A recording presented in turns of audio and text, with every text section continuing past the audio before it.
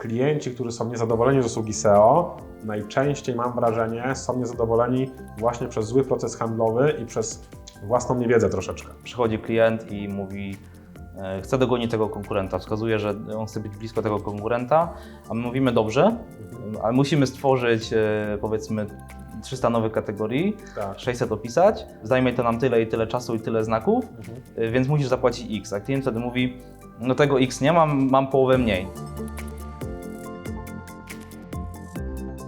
Cześć wszystkim, ja jestem Wojtek Haremza, ze mną dzisiaj jest Tomek Łuczyszyn. To jest Zapytaj o SEO, a pytania do dzisiejszego odcinka jak zwykle zagrywał do nas Brand24. Tomek u nas w firmie zajmuje się nie tylko samym SEO, no też jesteś na pierwszej linii właściwie ognia, jeśli chodzi o takie pierwsze rozmowy, nie wiem, czy w zasadzie handlowymi, czy jeszcze pierwsze negocjacje w ogóle z klientami, czy warto podjąć się działań SEO na danym sklepie, kiedy zgłasza się do Ciebie jakiś handlowiec, mówi, mamy tutaj potencjalnego klienta, który chciałby z nami współpracować, ale właściwie ani ja, ani ten klient nie wie dokładnie czego chce, wie tylko, że ma być dobrze. I właśnie co się kryje pod tym ma być dobrze, jak Ty podchodzisz w ogóle do tego tematu takiego wstępnej pomocy w ofertowaniu dla klientów. Czyli to znaczy też warto od razu powiedzieć, że ja jeżeli chodzi o ten proces sprzedażowy, to ja pojawiam się dopiero gdzieś tam powiedzmy na którymś etapie tego całego procesu, gdy już handlowiec odbędzie takie wstępne spotkanie zapoznawcze, gdzie przedstawi jakieś wstępne problemy związane z optymalizacją. No i wtedy pojawia się pytanie o jakiś tam plan współpracy, o jakąś strategię, bo klient też nie do końca odnajduje się w tych mocniej technicznych zagadnieniach i wtedy wchodzę ja do tej relacji z klientem i zwykle przygotowuję taką strategię, która jest takim wstępnym planem rozwoju serwisu, gdzie opisuję tak krok po kroku, jakie są obszary potencjału, w jaki sposób konkurencja wykorzystuje niektóre elementy, jakie elementy możemy my wdrożyć, żeby tą konkurencję prześcigać i tak dalej, i tak dalej. Więc jakby jestem na takim etapie powiedzmy, który ma jakby od środka zobrazować, jak wygląda ten proces pozycjonowania. No właśnie, bo chyba największym takim problemem, z którym się zderzamy, zwłaszcza teraz, kiedy powstaje bardzo dużo nowych sklepów. Wiadomo, mamy sytuację gdzieś pandemiczną, dużo ludzi inwestuje w ten e-commerce, w sposób się pojawia. No i wtedy ta techniczna rozmowa jest bardzo trudna na samym początku, zwłaszcza jeśli są już jacyś e-commerce'owcy, którzy już długo są na rynku, to oni już wiedzą mniej więcej o co chodzi. Gdzie faktycznie rzucenie jakimiś kwestią nagłówków H1, Titli, Robot Stack, Crawl Budgetem, Link Juice'em i tak dalej. To nie są dla nich zupełnie obce rzeczy, no ale jest też duże grono właśnie tych, którzy w ogóle nie wiedzą Wiesz o co, jeszcze mam takie wrażenie, że nadal w SEO pokutuje takie przeświadczenie, że pozycjonowanie polega na korzystaniu z jakichś magicznych technik optymalizacyjnych, to jest jakieś takie owiane nutką tajemnicy. Natomiast klienci często nie zdają sobie sprawy z tego, że często pozycjonowanie to też proces po prostu rozbudowy tego serwisu, że jest część potencjału, o którym oni w ogóle nie mają pojęcia. Wtedy dopiero się rozjaśnia, jak ja pokazuję, że po prostu jest jakieś powiedzmy kilka grup słów kluczowych, o których w ogóle oni jakby zaniedbali te grupy słów kluczowych i my jakby tworząc te poszczególne podstrony jesteśmy dopiero wtedy w stanie dotrzeć do tych klientów, więc to też jest takie ciekawe, żeby o tych kwestiach związanych z SEO nie mówić tylko takim technicznym językiem związanym z optymalizacją kodu i tak dalej, co też jest oczywiście ważne na pierwszym etapie, szczególnie współpracy, natomiast też mówić o pozycjonowaniu jako rozwoju jakby poszczególnych podstron. Nie? Tak, myślę, że trzeba było rozbić gdzieś te kwestie na co najmniej dwie części. Jeden jest właśnie element, o którym mówisz, czyli właśnie tej magii SEO, która naprawdę nie oszukujmy się, nie istnieje. Druga kwestia to jest właśnie te nowe obszary, które można zagospodarować gdzieś w swoim sklepie, nawet nie zwiększając asortymentu, tylko po prostu troszeczkę przebudowując całą strukturę strony. Ale jeśli chodzi o właśnie całą tą wiedzę magiczną, no to faktycznie dużo agencji działa w ten sposób, że dopiero po podpisaniu umowy i tak dalej jest wykonany pierwszy audyt, pierwsze jakieś tam wskazówki, czyli na zasadzie wychodzą z założenia, że to jest tak magiczna wiedza, że najpierw trzeba za nią zapłacić, żeby w ogóle uzyskać jakąkolwiek informację, czy coś da się zrobić. Tak. No u nas jest to trochę, wygląda inaczej, no zwłaszcza do tego, że Ty już wchodzisz w ten proces, gdzie faktycznie na tym procesie takim ofertowym już jest specjalista, który mówi tak naprawdę czysto teoretycznie, gdyby klient był mocno świadomy, techniczny, to na podstawie takiej rozmowy z Tobą no mógłby sam zająć się już pracą nad tym serwisem. Nie można popadać w skrajność. Są firmy, które się zwykle zasłaniają swoim know-how i nic nie mówią, dokładnie. ale z drugiej strony też trzeba zrobić tak, żeby nie powiedzieć za dużo, bo Tak, no każdy ma jednak to swoje know-how. Know-how jest takim też troszeczkę enigmatycznym tematem, ale jednak każda firma ma gdzieś tam to swoje podejście, takie, które ją wyróżnia, no i przynosi efekty finalnie. Jeszcze jeden element, o którym warto powiedzieć, bo strategia, analiza i tak dalej, to jest ważne, natomiast klienci też często pytają o estymację. Estymację tego, jak będzie rosła widoczność, jak będzie rosła sprzedaż, ilość sesji i tak dalej, więc tutaj też wchodzę ja cały na biało. No ale jak to zobaczysz, ty gdzieś musisz się z tym zmierzyć, no bo klient oczekuje tego w trakcie tej rozmowy, ty musisz się z tym zmierzyć, nie możesz powiedzieć, no drogi kliencie, to nie zrobię w ogóle estymacji, estymacja tak? to jest bardzo wrażliwy temat, bo często jest tak, że szczególnie te większe podmioty gdzieś tam, gdzie jest jakaś struktura korporacyjna i tak dalej, gdzie już są menedżerowie, że oni bardzo lubią liczby, a jeżeli te liczby są jeszcze zakończone słowem złotych, to już w ogóle je bardzo lubią. Ja przede wszystkim, gdy przygotuję już taką estymację, no to zaznaczam, że to jest wszystko obarczone dużym marginesem błędu, nie?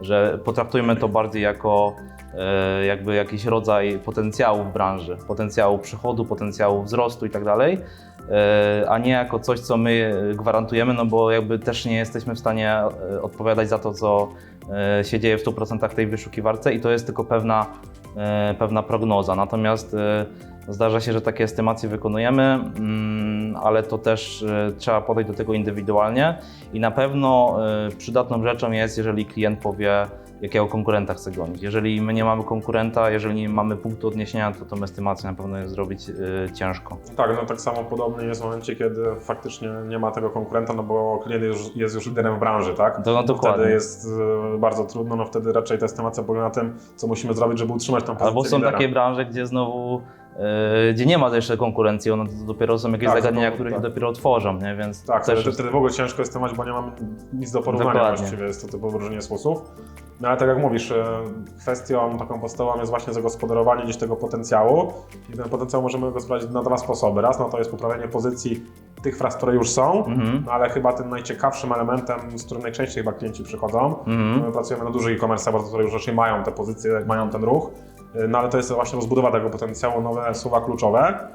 Ja się nieraz spotkałem z taką sytuacją, że klient mówi nie, ja nie jestem interesowany słowami kluczowymi, bo ja nie chcę zmieniać asortymentu, nie chcę go dodawać, no ale to nie na tym polega przecież, nie trzeba dawać asortymentu, żeby nowe obszary gdzieś tam bardzo częstym przypadkiem, z którym ja się spotykam, jest to, że klient właśnie ma asortyment, natomiast w ogóle jakby struktura serwisu nie jest przygotowana do tego, żeby to gdzieś tam się fajnie indeksowało w tej wyszukiwarce i wtedy te estymacje rzeczywiście mają sens i fajnie wychodzą, że ja mówię, że jest grupa słów kluczowych, która da Tobie potencjalnie tyle i tyle ruchu, musisz utworzyć tyle i tyle postron i wtedy to ma gdzieś tam rację bytu dopiero, nie?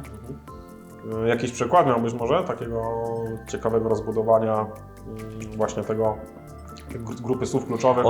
Tak, właściwie to dwie, które mi teraz przychodzą do głowy, to jeden klient, który zajmuje się fotowoltaiką i tam był rzeczywiście potencjał na rozbudowę podstron w oparciu o konkretne miasta, taki przykład.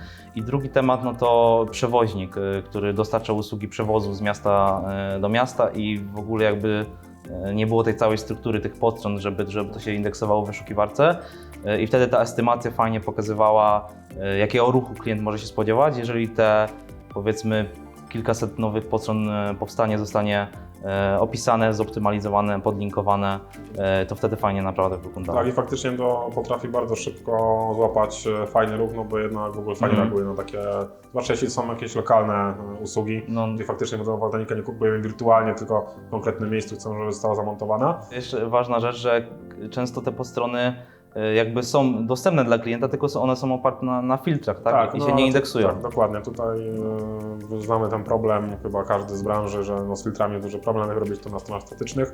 Przynajmniej my tak działamy, no to, bo to się sprawdza. Faktycznie są znacznie lepsze efekty, nawet jeśli poindeksujemy te filtry, gdzieś tam spróbujemy coś z tym podziałać, to i tak nie działa to tak dobrze jak strona statyczna. Także zdecydowanie. Okej, a jakie w ogóle w trakcie takich rozmów, które gdzieś tam już dłużej jesteś na etapie tych rozmów z klientami, jakie problemy zgłaszają głównie klienci? czego nie oczekują w ogóle. Właściwie rzadko się zdarza, że klient, który do nas przychodzi, nie miał wcześniej styczności z jakąś firmą pozycjonerską. Takim najczęściej zdarzającym się powodem to jest oczywiście brak efektu, że klient chce więcej zarabiać, chce zwiększyć widoczność, chce jakiejś lepszej reakcji na spadki, które gdzieś tam się dzieją w widoczności. Ale to też nie jest reguła. Ja ostatnio miałem taki przykład, że klient na wykresie po prostu wszystko szło do góry i dał nam dostęp do Analyticsa i gdzieś tam ja z handlowcem sobie zauważyliśmy, że 80% tego ruchu, który prowadzi do sklepu, to są wpisy blogowe, które mają, to była jakaś kosmiczna tam niski współczynnik konwersji i okazało się, że jakby agencja, która ich obsługiwała, głównie skupiała się na poszerzaniu poradników, to też jest ważne z punktu widzenia topic dla authority oczywiście. Jasne. Natomiast jakby gdzieś tam zaniedbana była ta sekcja, która miała największy potencjał pod kątem sprzedaży. Tam konwersja była mega wysoka, jeśli chodzi o te kategorie, nieprzeciętnie powyżej 10% współczynnik konwersji i zaproponowaliśmy właśnie rozwiązanie, żeby się skupić głównie na tych kategoriach, które najwięcej sprzedają. Okej, ale przejdźmy do następnego pytania, bo to jest chyba najciekawsze będzie dla widzów, którzy dopiero chcą podjąć się usługi albo już ją mają, płacą za to jakieś pieniądze. No wiadomo, że przychodzi ten klient, mówi co chce osiągnąć, tak? No i finalnie trzeba zaproponować jakąś cenę za usługę. No i właśnie, na jakiej podstawie w ogóle Ty podchodzisz do wyliczania budżetu na usługę? To jest w ogóle temat rzeka, no można dużo kwestii wymieniać w ogóle, które wpływają na tą ostateczną wycenę.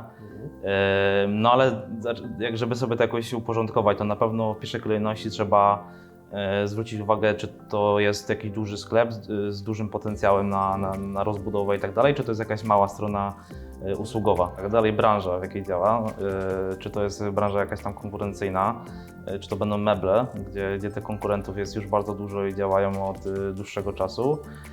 No ale też trzeba pamiętać o tych wszystkich kwestiach związanych z mediami, czyli na jakim etapie jest profil linkowy tego klienta, czy tam jest potrzebna duża rozbudowa pod kątem ilości, czy bardziej trzeba będzie podbić derkę i zainwestować w jakieś mocniejsze tematyczne portale. I też jedna rzecz, o której warto powiedzieć, no to treść na pewno. Tak, to jest chyba To jest właściwie taki jeden z elementów, który będzie gdzieś tam wyznaczał jakby ten budżet, który my będziemy proponować klientowi. No bo zakładamy, że powiedzmy mamy jakieś tam ilość tam stron do opisania, powiedzmy, bo widzimy potencjał na rozbudowę 1000 powiedzmy dodatkowych kategorii, no ale nie możemy zrobić tak, że utworzymy kategorie i one będą sobie gdzieś tam bez treści wisieć, tylko musimy stworzyć dla nich opisy, więc przede wszystkim ilość treści i jakby jakość tych treści, bo my też musimy dopasować jakoś do tej tematyki, tak, której tutaj działa. Też, wiadomo, same treści też miałem okazję uczestniczyć w paru takich rozmowach już na etapie handlowym z dużymi budżetami, tak? Gdzie klient od razu wychodził gdzieś z dużym budżetem. Na początku tak nie było, bo na początku ten budżet był mały, ale on rósł w miarę jak rozmawialiśmy z klientem, bo klient sam zaczął sobie zdawać sprawę, z czym on w ogóle się mierzy, no bo jeżeli faktycznie ktoś chce rywalizować, podaje jako swoich konkurentów, których chce dogonić, jakieś jedne z największych e-commerce'ów, no mają powiedzmy po kilkanaście tysięcy kategorii, na każdej z tych kategorii jest kilka tysięcy znaków opisu. No i on przychodząc z budżetem powiedzmy, nie wiem, 1500 zł, za który my możemy produkować, nie wiem, miesięcznie 10 opisów do kategorii, no zanim opiszemy 1000 tych kategorii w takiej masie, no to nie dogoni tego konkurenta w rok ani 2, ani 3, będzie to trwało latami, tak? Wiadomo, że tamten konkurent jeszcze będzie się rozwijał, czy będzie dorzucał tych treści i tak dalej, więc tak właściwie no to będzie taki pościg, którego nigdy nie będziemy w stanie wygrać. No, przychodzi klient i mówi, chce dogonić tego konkurenta, wskazuje, że on chce być blisko tego konkurenta, a my mówimy dobrze, ale musimy stworzyć powiedzmy 300 nowych kategorii, 600 opisać, zajmie to nam tyle i tyle czasu i tyle znaków, więc musisz zapłacić X, a klient wtedy mówi, no tego X nie mam połowę mniej, no to my mówimy wtedy, potrwa 2 razy dłużej po prostu. Nawet nie jest za 2 razy wykładniczo, nawet dłużej niż 2 razy. No bo trzeba uwzględnić to, że konkurencja też będzie inwestował. Dokładnie. Najgorszą sytuacją jest, jeżeli klient do nas przychodzi i nie jest w stanie wskazać konkurenta, nie jest w stanie wskazać swojego celu, nie jest w stanie wskazać czasu, w którym chce zrealizować ten cel. Więc to są właśnie takie 3 rzeczy, których my byśmy najbardziej oczekiwali, które nam na pewno bardzo pomagają jakby ten odpowiedni budżet dla klienta zaproponować. No to też gdzieś pokazuje chyba świadomość samej branży u klienta. Jeszcze chciałbym powrócić do tych tekstów, bo wspomnieliście, że jakości tych treści. My też właśnie podchodzimy w ten sposób, że w momencie, jeżeli to jest jakaś tematyka specjalistyczna, typu nie wiem, jakieś techniczne zagadnienia, chemiczne, medyczne i tak dalej, wiadomo, wtedy od razu jakby koszt tych treści też jest stosunkowo wyższy. No nie możemy napisać w tej samej cenie treści o, nie wiem, jakichś najprostszych rzeczach typu papierze toaletowym, chociaż też wymaga to sporo kreatywności, no ale jeśli mamy do czynienia z jakimś sprzętem medycznym, no to wiadomo, nie możemy zrobić tego w tym samym koszcie. Trzeba wziąć pod uwagę, że my bardzo często działamy w dwóch trybach z klientami. Jeden tryb no to jest taki, gdzie my faktycznie piszemy treści pod własne wytyczne, no klient je akceptuje bądź nie, wiadomo, robimy sobie poprawek, tak żeby było ok.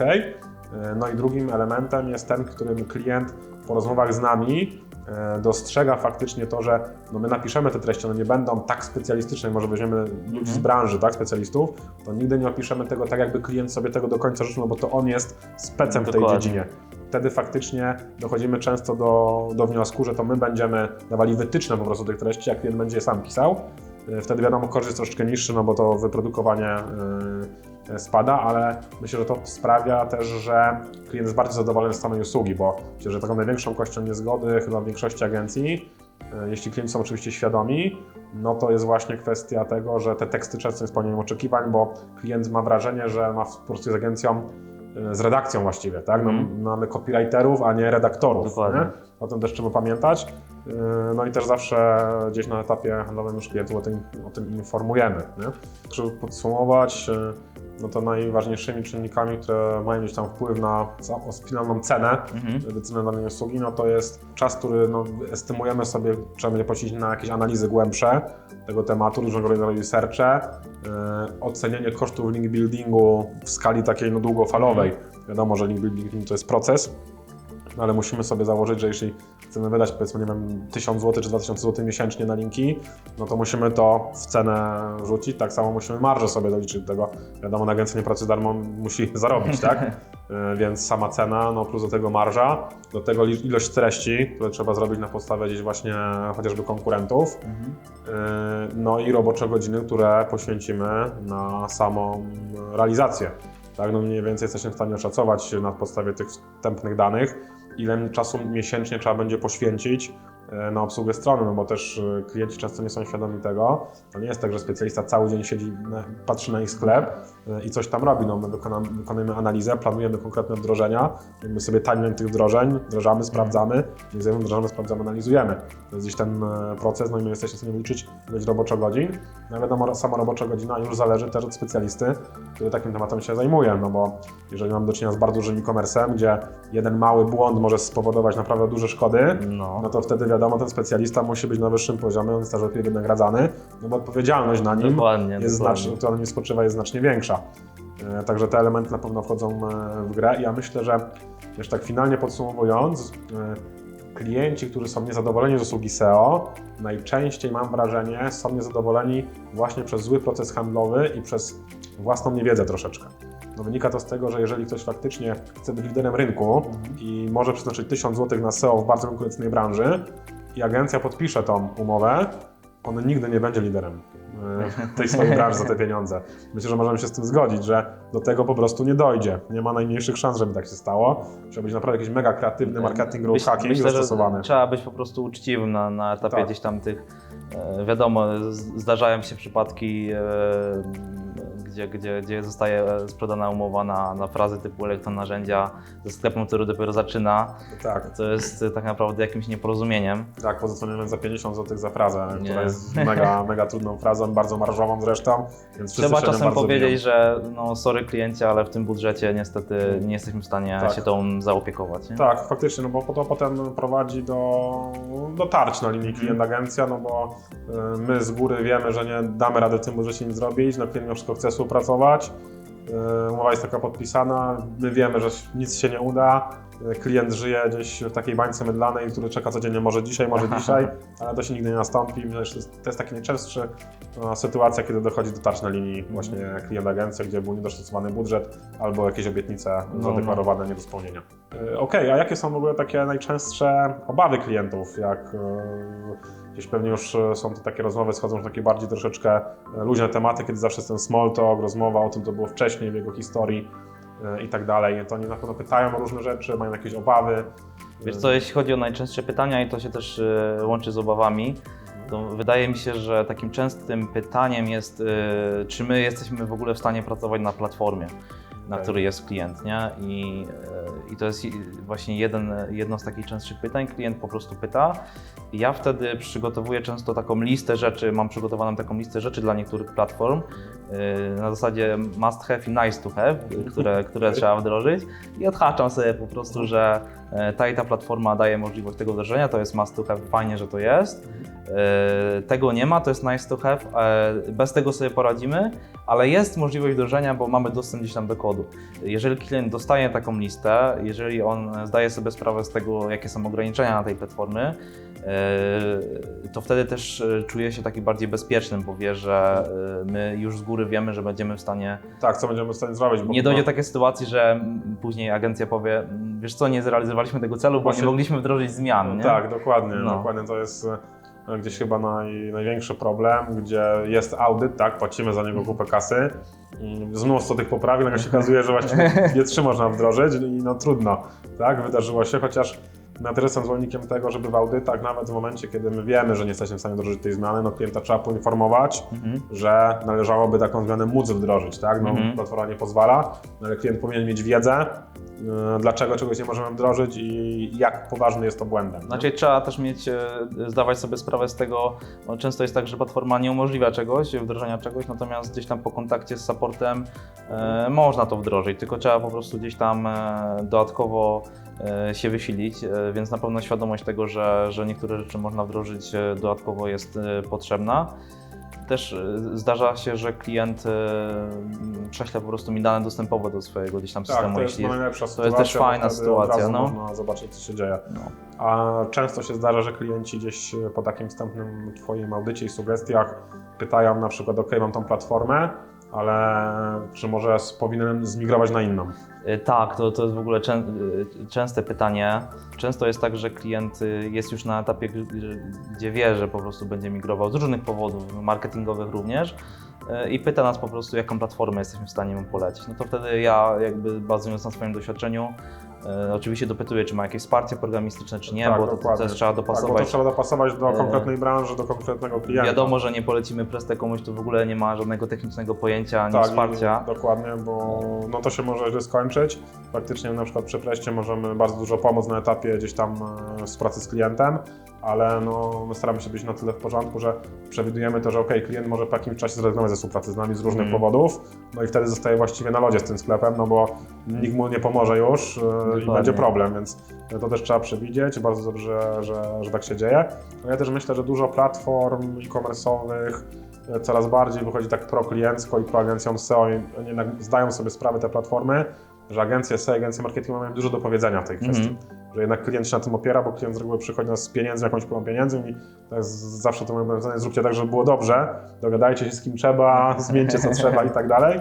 No i faktycznie te platformy mają tą świadomość, chociażby my współpracujemy ze SkyShopem od dłuższego czasu i faktycznie gdzieś tam cały nasz dział SEO, no ponad 30 osób robiło ten audyt.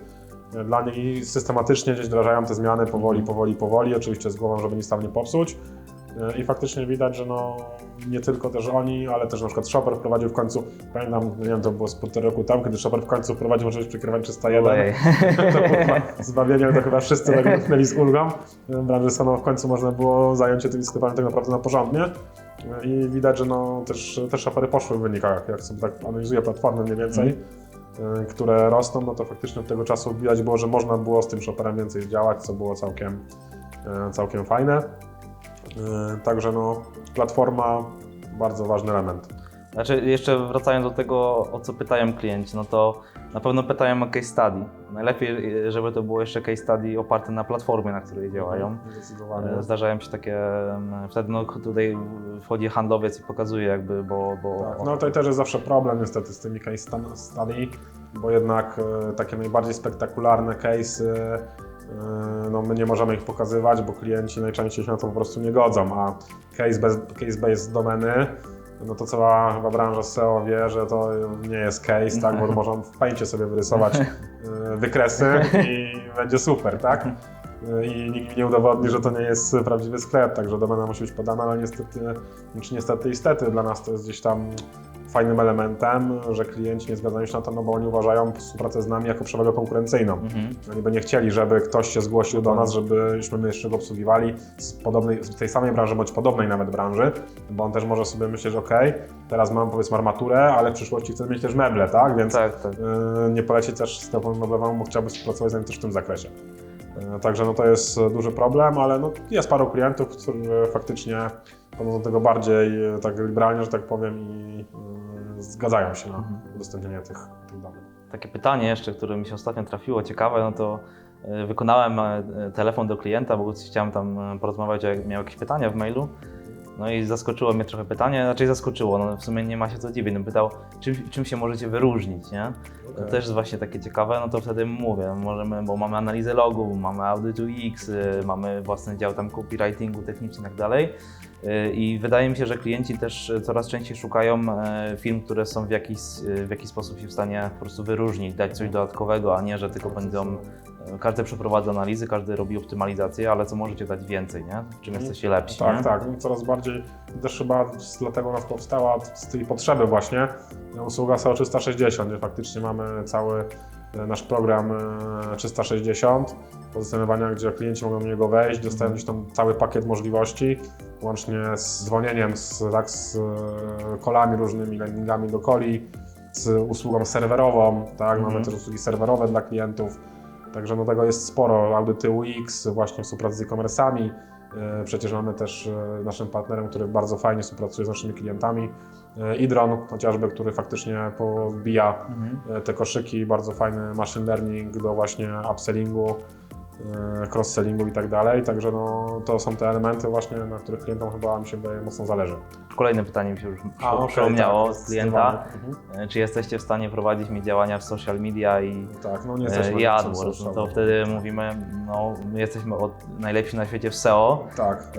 Natomiast jeżeli klient chce firmę, która będzie mu świadczyła usługi na równie wysokim poziomie, to mamy partnerów od tego, Tak, nie? dokładnie, zwłaszcza jeśli chodzi o social media, bo jeśli chodzi jeszcze właśnie o adsy, no to radzimy sobie z tym świetnie, mamy bardzo fajne wyniki, Tak. ale to nie jest nasza standardowa usługa, no nie jest w naszej ofercie jako takiej, tylko faktycznie jeśli klient potrzebuje wsparcia w tym zakresie, oczywiście go udzielamy, mamy od tego świetnych specjalistów, ale to nie jest usługa, z którą wychodzimy na zewnątrz, tylko ona ma wspierać po prostu nasze działania, kiedy na przykład klient ma jakieś spadki po algo czy coś takiego, możemy przerzucać część budżetu właśnie w adsy, żeby jednak ten jego koszyk w sklepie cały czas był pełny i żeby na tym zarabiał, no i mógł z nami dalej współpracować gdzieś na jakichś takich jasnych warunkach, ale faktycznie kwestie sociali, jakichś tematów PR-owych, marketingowych, no to niestety my odsyłamy do partnerów, tak jak mówisz, no bo mamy być specjalistami w naszej dziedzinie i wydaje mi się, że całkiem nieźle to wychodzi. Okej, no myślę, że tym pozytywnym akcentem możemy zakończyć dzisiejszy odcinek. Także dzięki wszystkim za oglądanie. Do zobaczenia w następnym Zapytaj o SEO. Cześć!